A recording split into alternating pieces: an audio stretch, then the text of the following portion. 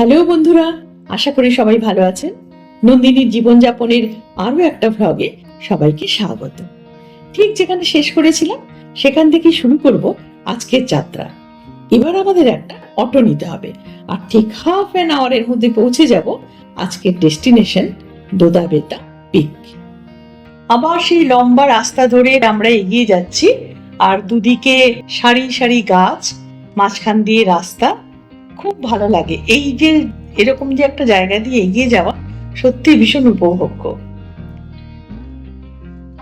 তারপরে যেখানে এসে পড়লাম মানে দোদাবেতা পিকের ওপরে গিয়ে দেখলাম একটা মার্কেট এবং সেখানে নানা রঙের উজ্জ্বল উজ্জ্বল রঙের চাদর, সোয়েটার, মহিলা পুরুষের সবারই টুপি সবকিছু বিক্রি হচ্ছে, মাফলার।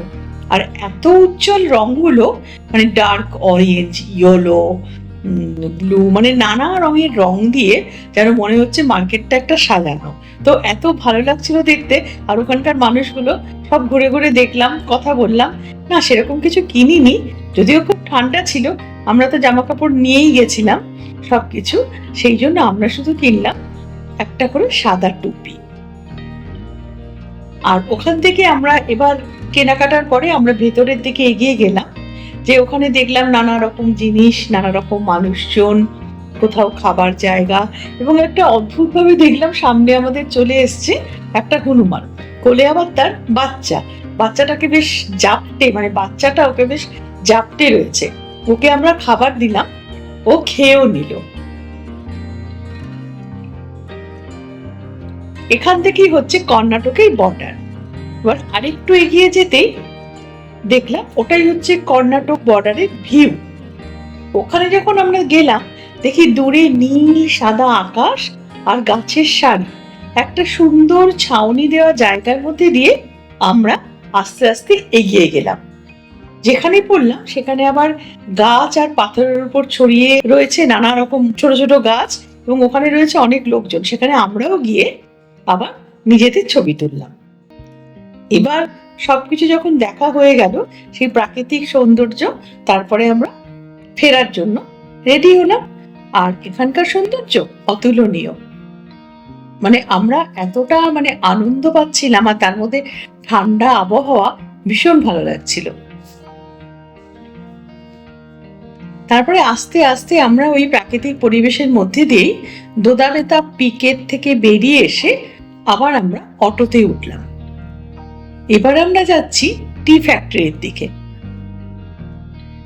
মানে উটির টি ফ্যাক্টরির নাম শুনেনি এরকম তো হয় না। ফ্যাক্টরির কাছাকাছি যখন এলাম তখন আমাদের হাতে সবাইকে একটা করে স্টিকার লাগিয়ে দেওয়া হলো। জিজ্ঞেস করাতে বলল এটা হচ্ছে ফ্রি টি টেস্টিং স্টিকার।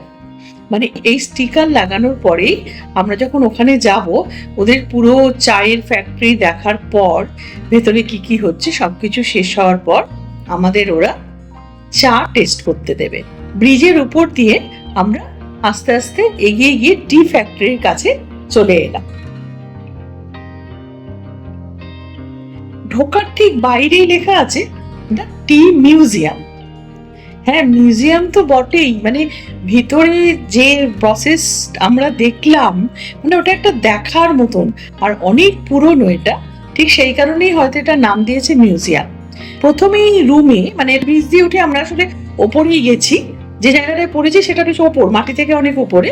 সেখানে একটা বিশাল লম্বা ট্রে, সেই ট্রে জুড়ে, ওটা আসলে ওই সিস্টেমের মধ্যেই রয়েছে, মানে মেশিন।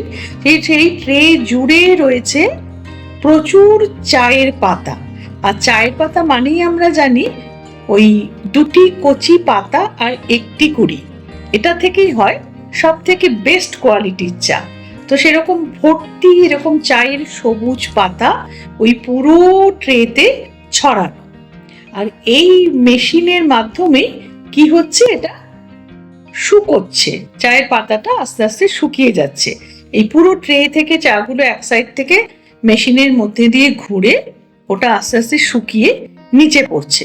মানে এদের ময়েশ্চার যখন কমছে ততক্ষণে চায়ের পাতাটা নমনীয় হয়ে যাচ্ছে আর রোলিং এর উপযুক্ত করা হচ্ছে রোলারের মাধ্যমে। তারপরে এটার বিভিন্ন প্রসেসে বিভিন্ন রকম মেশিনের সাহায্যে এই চায়ের পাতাগুলো বিভিন্ন রকম চায়ের পাতা তৈরি হচ্ছে, মানে এই চায়ের সাইজ অনুযায়ী চায়ের দাম এবং স্বাদ, টেস্ট এগুলো কিন্তু আলাদা আলাদা হয়।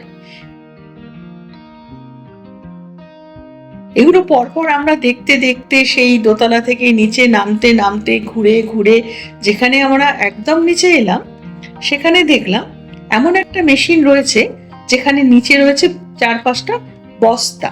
সেই বিভিন্ন সেই ট্রের মাঝখানে বিভিন্ন জায়গা দিয়ে চা পড়ছে, মানে প্রথমে যেখান থেকে পড়ছে সেটা একরকম, তার একটু পরে আর এক রকম, এই যে আলাদা আলাদা বস্তায় আলাদা আলাদা জায়গা থেকে চা পড়ছে, আসছে কিন্তু একই জায়গা দিয়ে।